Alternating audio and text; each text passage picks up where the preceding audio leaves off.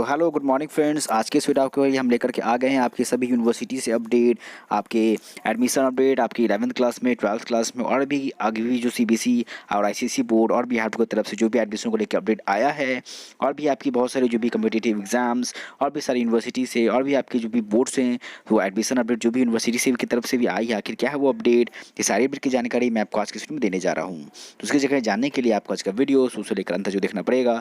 Video पसंद तो like करें, चैनल को सब्सक्राइब करें। तो मैं सिर्फ अभिनय चौधरी, चलिए आपको मैं बताता हूँ, दिखाता हूँ आज की क्या क्या टॉप एजुकेशन अपडेट्स आई है।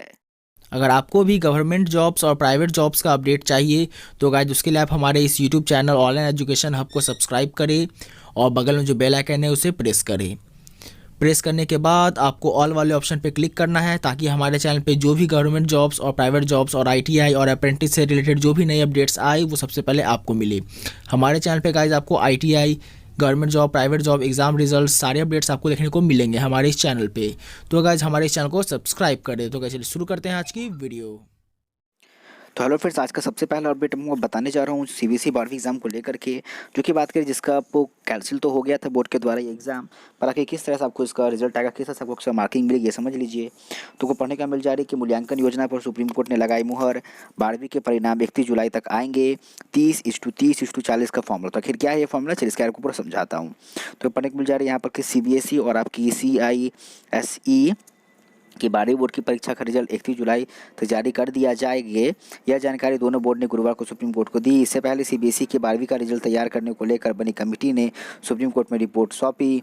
इसमें बोर्ड ने रिजल्ट के फॉर्मूले के बारे में बताया है। कोर्ट ने दोनों बोर्ड की मूल्यांकन योजना को मंजूरी दे दी है, जिसमें 10वीं, 11वीं और 12वीं के नतीजे के आधार पर क्रमशः 30:30:40 का फॉर्मूला अपनाया है।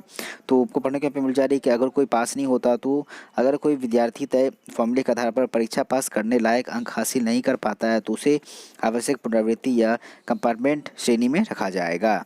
इसके साथ ही पढ़ने को मिल जा रही है कि 30% अंक 10वीं बोर्ड के आधार पर, अब 30% अंक 11वीं कक्षा के अंकों के आधार पर, और बाकी आपके जो 40% अंक बचे वो 12वीं कक्षा के यूनिट, मिड टर्म और प्री बोर्ड परीक्षाओं के आधार पर आप सभी को मिलेंगे। तो ये थी आपकी 30:30:40 का फॉर्मूला जो भी आया है। उसके साथ पढ़ने को मिल जा रहा है कि कोर्ट ने बोला कि मूल्यांकन योजना स्वीकार करने में दिक्कत नहीं, तो इसलिए बोर्ड आगे बढ़े। सीबीएसई ने अदालत को बताया कि प्रायोगिक परीक्षा ने प्रैक्टिकल जो एग्जाम्स और आंतरिक यानी इंटरनल जो असेसमेंट जो हुआ है में मिले अंक, जिसे स्कूल द्वारा सीबीएसई के पोर्टल पर अपलोड नहीं किया गया है, तो उस पर भी अपलोड किया गया है, उस पर भी अंतिम नतीजे तैयार करते वक्त गौर किया जाएगा। शीर्ष अदालत ने कहा कि सबसे पहले देख पा रहे हो, जो मूल्यांकन योजना को स्वीकार करने को लेकर कोई आशंका नहीं है और बोर्ड इस पर आगे बढ़ सकती है। तो पढ़ने को मिला इस तरह से आपकी 12वीं का परिणाम आपको आएगा।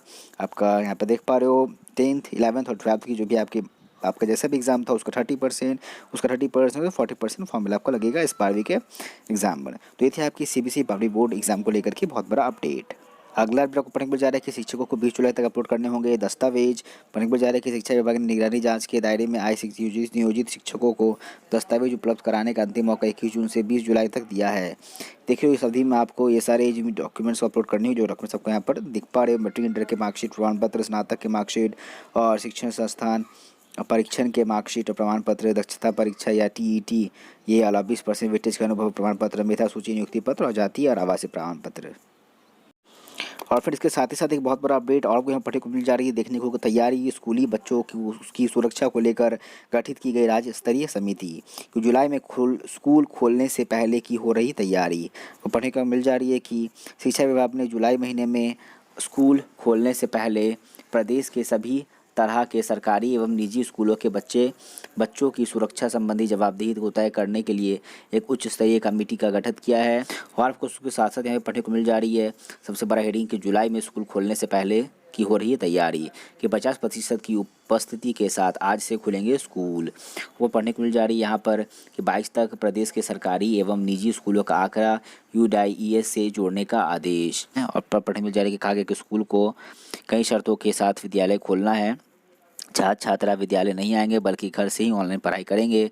सरकार की तरफ से जारी गाइडलाइन का पालन किया जाएगा। स्कूल पूर्व के समय पर ही खुलेंगे। जारी है कि 22 तक प्रदेश के सरकारी एवं निजी स्कूलों का आंकड़ा इसमें जोड़ने का आदेश और 30 जून तक होगा समायोजन। तो ये थी कुछ अपडेट आपको पढ़ने को मिलेगी स्कूल की तरफ से। यूजीसी का पोर्टल दिलाएगा नौकरी। एकेडमिक जॉब अपडेट आपको पढ़ने को मिल जा रही है कि यूजीसी के द्वारा एक एकेडमिक जॉब पोर्टल की शुरुआत की गई है। उक्त पोर्टल पर नेट, जेआरएफ और पीएचडी के छात्रों को कहा गया है कि वे अपने डिटेल प्रोफाइल के साथ उक्त पोर्टल पर खुद को रजिस्टर करें, ताकि जब जॉब हो तो उनके प्रोफाइल के मुताबिक उन्हें सूचना मिलेगी। इसके बाद वे उक्त जॉब में आवेदन या साक्षात्कार इंटरव्यू जो भी हो उसमें शामिल हो सकेंगे। कुल मिलाकर इस पोर्टल पर उद्देश्य एकेडमिक के क्षेत्र में रिसर्च स्कॉलरों व नेट जेआरएफ छात्रों को मदद करना है। इस संबंध में यूजीसी के द्वारा नोटिफिकेशन भी जारी किया गया है। इस जानकारी की वेबसाइट पर देखा जा सकता है। यूजीसी ने उच्च शिक्षण संस्थानों को कहा है कि वे अपने यहाँ शिक्षण से जुड़ी नौकरियों की जानकारी उक्त पोर्टल पर अपडेट करें। एक प्लेटफॉर्म पर हर जगह की जानकारी होगी तो हर अभ्यर्थी को पता होगा कि उनकी योग्यता के अनुसार कहाँ वैकेंसी है। प्रोफाइल को देखकर उक्त संस्थान को यह पता होगा कि उन्हें किस प्रकार के प्रोफाइल वाले शिक्षक की ज़रूरत है और किसे कॉल करना चाहिए। वे वैकेंसी अपडेट भी कर आवेदन भी आमंत्रित कर सकेंगे। अभी सिर्फ शिक्षण से जुड़े लोगों के लिए किया गया है। जल्द शिक्षेतर कर्मियों को ध्यान में रखकर भी उक्त पोर्टल का पर प्रोफाइल का ऑप्शन दिया जाएगा। तो ये थी आपको यूजीसी की तरफ से। अब आगे बात करते हैं आपकी यूनिवर्सिटी की तरफ से।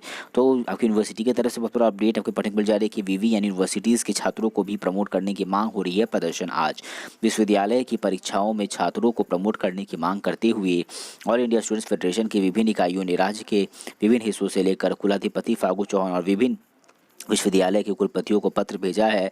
इसमें सीबीएसई व आईसीएसई बोर्ड के तर्ज पर विश्वविद्यालय की परीक्षाओं में भी प्रमोट करने की मांग की गई है। साथ ही स्थिति सामान्य होने पर जो विद्यार्थी परीक्षा फल से संतुष्ट नहीं हो उनके लिए वैकल्पिक परीक्षा कराने की मांग की है।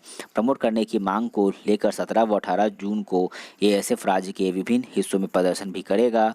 राज्यव्यापी आह्वान पर 17 जून को पाटलिपुत्र विश्वविद्यालय के समक्ष प्रदर्शन होगा। तो ये थी आपकी सभी यूनिवर्सिटी से अपडेट। पटना यूनिवर्सिटी से अपडेट आपको पढ़ने को मिल जा रही है कि पीयू में जल्द बनेगा इंटरनेशनल हॉस्टल व रिसर्च सेंटर। 3,29,50,000 रुपये की लागत से यहाँ हॉस्टल बनेगा। पटना विश्वविद्यालय में इंटरनेशनल हॉस्टल व रिसर्च सेंटर बनाने को लेकर ई टेंडर जारी कर दिया गया है। वहीं लॉ के पीजी विभाग में एक लाइब्रेरी भी बनाई गई है। इसके लिए ई टेंडर आमंत्रित किया गया है। देख पा रहा आपको पढ़ने को मिल जा रहा है कि विदेशी छात्रों का पिछले सत्र में एक भी नामांकन नहीं, उन्हें आकर्षित करने को बन रहा है हॉस्टल। और नैक की ग्रेडिंग में भी होगा सुधार। देखा वर्तमान में सिर्फ एक छात्र ही पढ़ रहा है, लेकिन हॉस्टल बनने से विदेशी छात्रों का प्रवेश बढ़ेगा। विदेशी छात्रों के बाद जो कमरे बचेंगे उसे रिसर्च स्कॉलर्स को भी दिया जाएगा। तो ये थी आपके पटना यूनिवर्सिटी से update. CBSE ICSE Bihar board 11th admission update आपको पढ़ने को मिल जा रही है। कवायद स्टूडेंट्स वसुधा केंद्र पर जाकर भी कर सकते हैं ऑनलाइन आवेदन। 11वीं कल से भरे ऑनलाइन फॉर्म। आपको पढ़ने को मिल जा रही है कि 11वीं में एडमिशन के लिए बिहार विद्यालय परीक्षा समिति ने गुरुवार को वेबसाइट www.ofssbihar.in पर आवेदन फॉर्म जारी कर दिया है। इसके साथ ही बोर्ड ने पिछले साल का कट ऑफ भी जारी कर दिया है। राज्य के सभी +2 व कॉलेज में 11वीं में एडमिशन प्रक्रिया 19 जून से शुरू हो जाएगी। 11वीं में एडमिशन लेने वाले स्टूडेंट्स को 28 जून तक एडमिशन फॉर्म ऑनलाइन भरना है। स्टूडेंट्स ऑनलाइन फॉर्म सहज सुविधा केंद्र पर जाकर आवेदन कर सकते हैं। क्या है फॉर्म भरने की प्रक्रिया, चलिए आपको बताते हैं। वसुधा केंद्र पर बिहार बोर्ड से 10वीं करने वाले स्टूडेंट्स को फॉर्म संख्या 5 भरना होगा। वही सीबीएसई व अन्य बोर्ड के स्टूडेंट्स को फॉर्म संख्या 6 भरना होगा। फॉर्म संख्या 5 व 6 कलम से भरेंगे।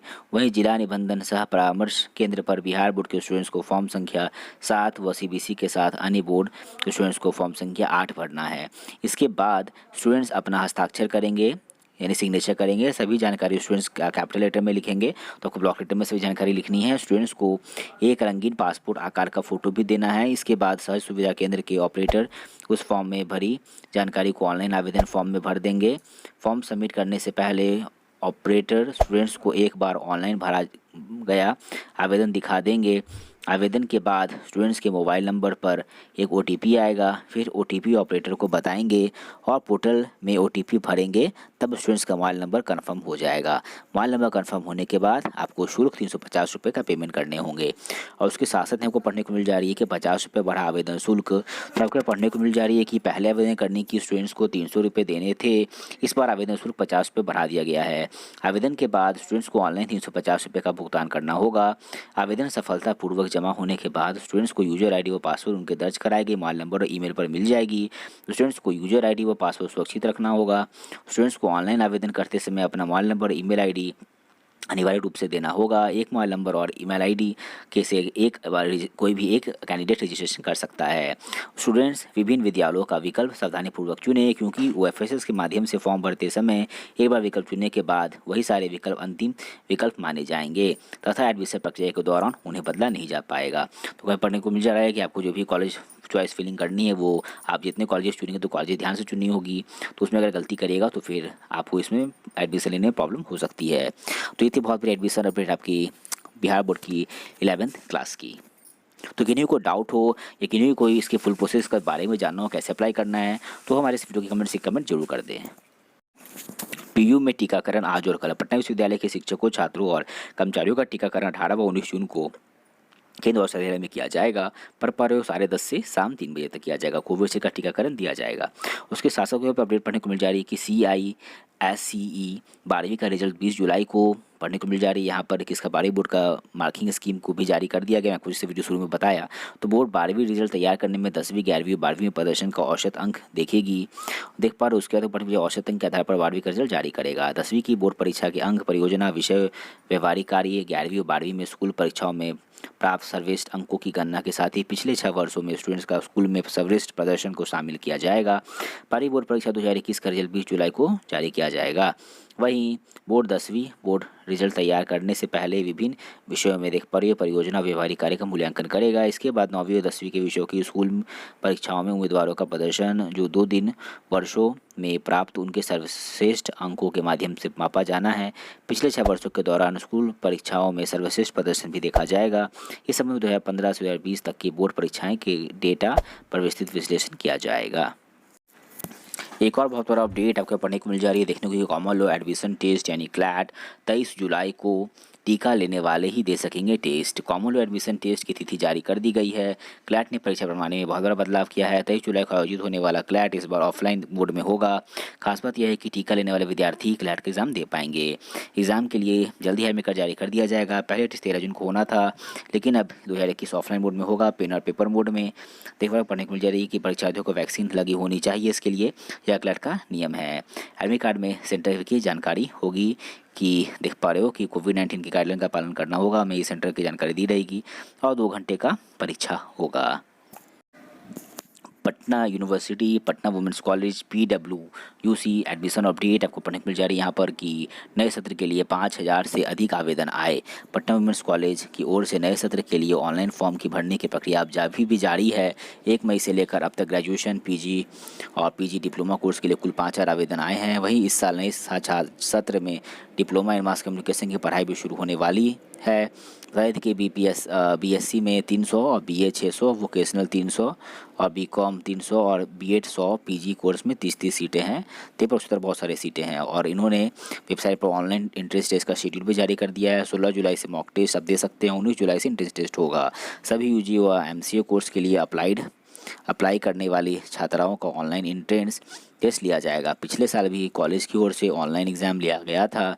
छात्राओं की सुविधा के लिए पहले मॉक टेस्ट लिया जाएगा, उसके बाद हर छात्रा को एक लॉगिन ID और पासवर्ड उनके मेल पर कॉलेज की ओर से साझा किया जाएगा। मॉक टेस्ट के जरिए छात्रों को समझ आएगा कि कैसे किस प्रकार एंट्रेंस टेस्ट देना है और इसके बाद फाइनल एंट्रेंस टेस्ट लिया जाएगा। सभी विषयों की परीक्षा 90 मिनट की होगी और 100 MCQ क्वेश्चन पूछे जाएंगे, जिसमें कोई नेगेटिव मार्किंग नहीं रखी गई है। कुछ छात्राएं अभी भी अपना फॉर्म फिलअप कर सकती है। वही फॉर्म भरने की आखिरी तिथि 30 जून है।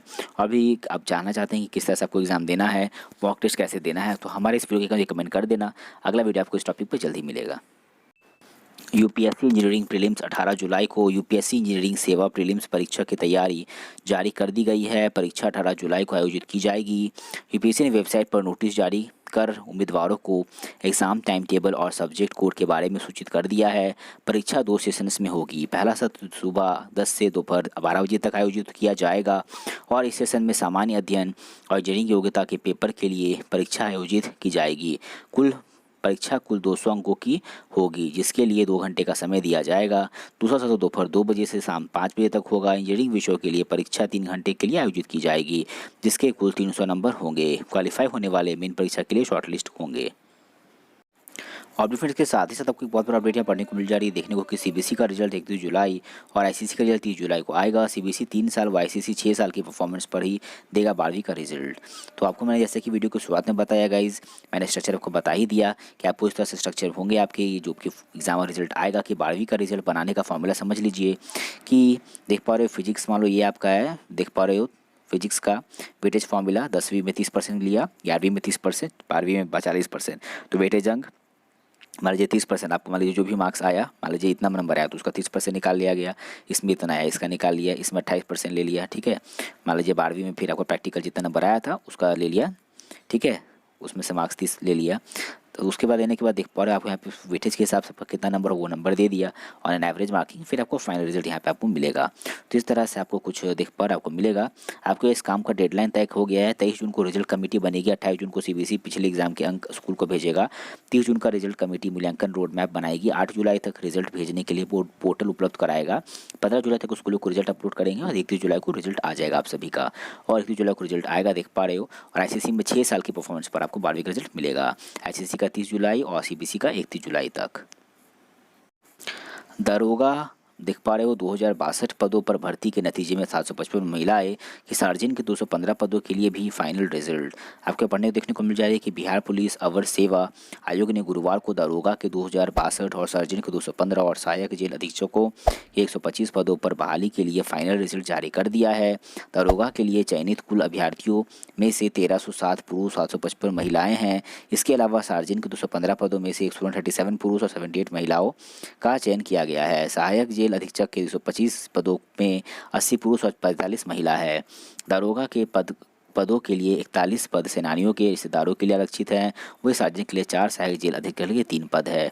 पढ़ने को मिल जा रही है कि आपको दारोगा सार्जेंट और सहायक जेल अधीक्षक के इसमें 2446 पदों पर नियुक्ति के लिए वैकेंसी निकली थी जिसका रिजल्ट आ चुका है।